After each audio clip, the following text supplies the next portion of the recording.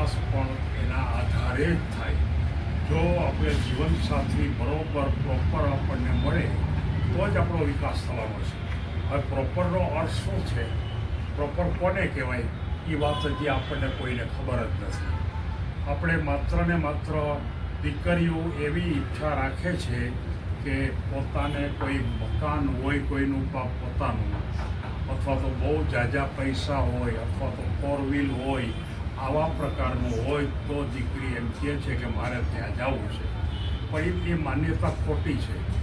એની પાસે જો અત્યારે હશે ને, ખરેખર વ્યક્તિ કેવી ગોતવી જોઈએ, એને માટે જેનો કોઈ મૃત્યુ છે એ એવો ગોતવો જોઈએ કે એનામાં તાકાત હોવી જોઈએ પૈસા કમાવાની.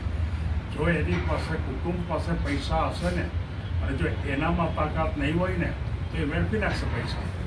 પણ હકીકતમાં જેની પાસે તાકાત છે એવા છોકરાઓને પસંદ કરવું જોઈએ, અને એ વાત આપણા કોઈને ખબર નથી, કોઈ જાણતું નથી.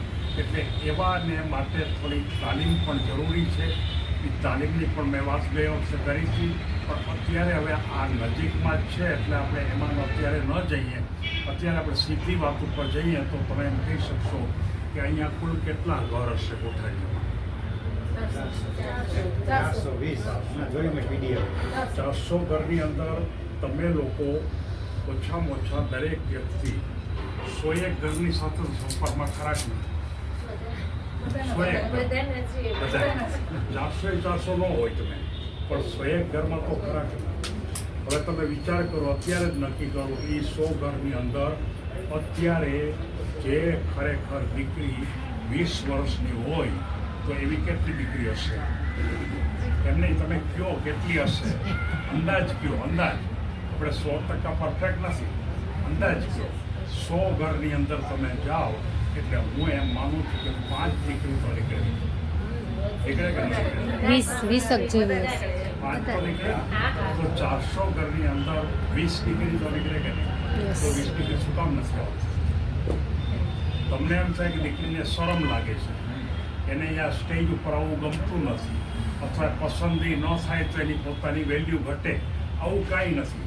આ દુનિયાની અંદર તમે યાદ રાખજો કે જાહેરમાં આવ્યા સિવાય છૂટકો નથી. જ્યાં સુધી તમે જાહેરમાં નહીં આવો ત્યાં સુધી આપણો વિકાસ થવાનો નથી. તમે નોકરી કરવી હશે તો જાહેરમાં આવવું પડશે, ઇન્ટરવ્યૂ દેવા જવું પડે તો જાહેરમાં આવવું પડશે. તમારે કોઈ પણ ક્ષેત્રમાં જાહેરમાં આવવા માટેનું આ સૌથી સારું પ્લેટફોર્મ છે, કારણ કે આપણો સમાજ છે. એટલે આપણે જાહેરમાં કોઈ ટીકા કરવાનો પ્રશ્ન નથી.